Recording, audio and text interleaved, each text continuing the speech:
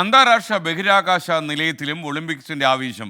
ബഹിരാകാശ നിലയത്തിൽ കായിക അഭ്യാസങ്ങളിൽ ഏർപ്പെടുന്ന ഒരു വീഡിയോ നാസ പുറത്തുവിട്ടിരിക്കുന്നു.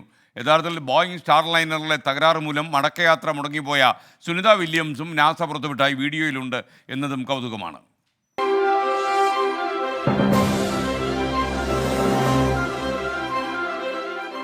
അന്താരാഷ്ട്ര ബഹിരാകാശ നിലയത്തിൽ നിന്നുള്ള സുനിത വില്യംസിന്റെയും ബുഷ് വിൽമോറിന്റെയും തിരികെയുള്ള യാത്ര പേടകത്തിന്റെ തകരാറ് മൂലം വൈകിയെങ്കിലും ബഹിരാകാശ നിലയത്തിൽ അവർ സന്തുഷ്ടരാണെന്ന് വ്യക്തമാക്കുന്നതാണ് നാസ പുറത്തുവിട്ട വീഡിയോ. ഒളിമ്പിക്സിന് മുന്നോടിയായാണ് നാസ വീഡിയോ പുറത്തുവിട്ടത്.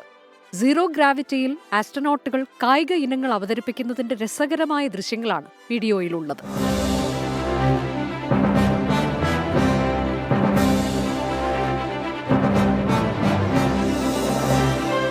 ഒളിമ്പിക്സ് ദീപശിഖ കൈമാറൽ, ഓട്ടം, ഭാരോദ്വഹനം, ഗുരുത്വാകർഷണമില്ലായ്മയിലെ ദാഹമകറ്റൽ തുടങ്ങി ആസ്ട്രോനോട്ടുകൾ തകർപ്പൻ പ്രകടനമാണ് കാഴ്ചവെക്കുന്നത്. ഓരോ ആസ്ട്രോനോട്ടും ഓരോ ആത്ലീറ്റായി അഭിനയിച്ചാണ് വീഡിയോ ചിത്രീകരിച്ചിട്ടുള്ളത്.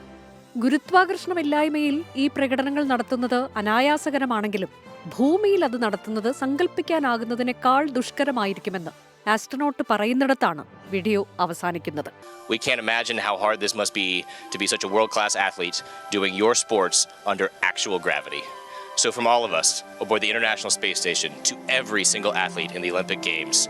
സുനിതയുടെയും വിൽമോറിന്റെയും മടക്കയാത്ര ഇനിയും നീളുമെന്നാണ് നാസ അറിയിച്ചത്. Research desk 24.